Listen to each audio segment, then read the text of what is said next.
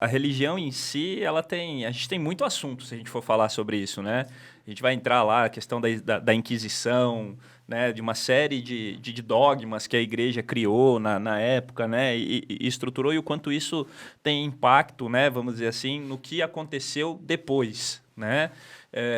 O quanto a sociedade mudou, o quanto isso impactou. E quando a gente fala justamente dessas questões, né? Principalmente dizendo assim, olha, o mundo historicamente como nós conhecemos, né, ele não é totalmente dessa forma, né? Existem ali detalhes que foram, né? E é muito mais pela percepção do historiador que conta a versão dele da história ou de como ele via, né, cada um dos momentos que se aconteceram e se tinha muito também aquela condição assim, o historiador ele coloca aquilo que ele acredita baseado nas premissas, nas crenças que ele tem, né, naquilo que ele acreditava. Então, por exemplo, se você tinha um comportamento que muitas vezes para ele não era adequado, então o que eu vou fazer? Vou descer além em você, né? Vou fazer ali É o caso do o meu Nero, né? hater, né? É o caso do Nero. Os haters da história. Hoje nós temos o jornalismo como uma forma de ser o cronista do nosso tempo, mas naquela época não tinha o jornalismo, né? Tanto é porque nós estamos falando que a função do jornalista, né, vem só depois da revolução da imprensa, né? Sim. Daqui pra frente, né? Depois que desenvolver a impressão de livros e tal, aí sim a gente tem essa disseminação de conhecimento. Mas antes disso daí, era algumas coisas por encomenda, Nissim? Como é que era isso aí, nesse caso? Assim, geralmente nessas épocas mais antigas, né? A gente tinha, inclusive quando a gente fala, voltando um pouco para a antiguidade, já que você citou esse assunto, né? Um dos primeiros, vamos dizer assim, dos primeiros impérios que a gente destaca por essa questão de uma comunicação, vamos dizer assim, um correios, né, antigo, um Sedex antigo aí.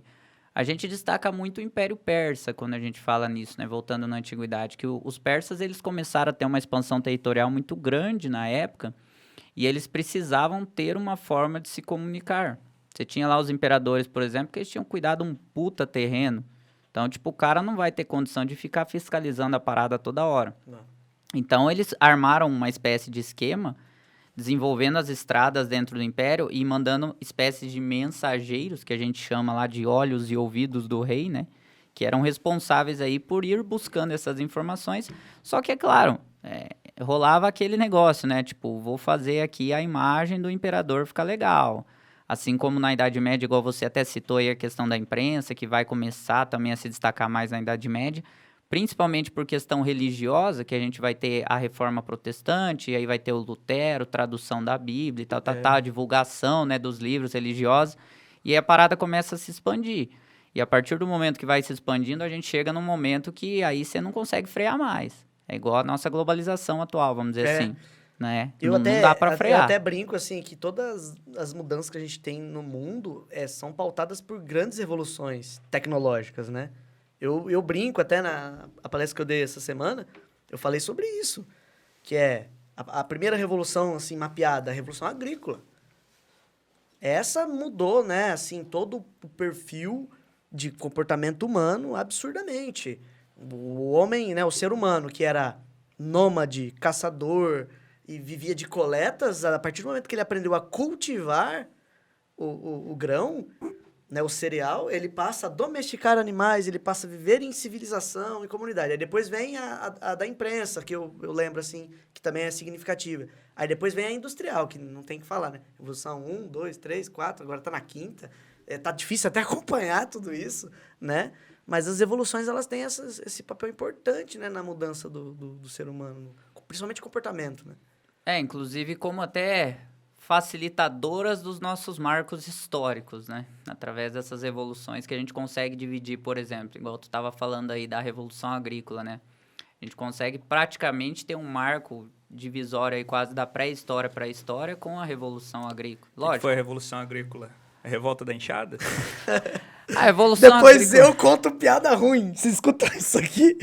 Que bosta, velho. A Revolução Agrícola, cara, foi um bando de petista lá que começou a... Olha lá. não vou entrar nesses detalhes. É melhor. Tá, é melhor, pra não polemizar. Pode polemizar. Tô brincando, mas assim, eu concordo. Essas evoluções, elas foram extremamente importantes aí. E a Idade Média, ela é um período que, cara, Muita gente critica, mas assim, é igual vocês tinham comentado aí. É aquele olhar, né? Quem que falou que a Idade Média é a Idade das Trevas? Os renascentistas, que haviam sido dominados pelos bárbaros na Idade Média. Então, nada melhor do que eu falar que a Idade Média foi uma bosta. Por quê? Porque daí eu defendo meu peixe. Eu sofri, né, É naquele lá, momento, então eu me agora ferrei, exatamente. Eu me ferrei, os caras me dominaram, então os caras são ruins. E eu sou o bonzão, eu sou o renascentista. E aí o livro até vai falar, né, em um momento aí, sobre essa polêmica dos renascentistas, de alguns cientistas que tinham até ligações com a igreja. Alguns eram muito próximos. A igreja gostava de algumas ideias de alguns caras. E eu acredito que isso possa ser realmente ter fundamento, porque imagina, a igreja está passando por um momento complicado, né, um momento de transição ali.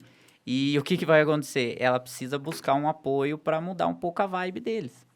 Então, vamos buscar esses caras que estão estudando mais aí o conhecimento e tal.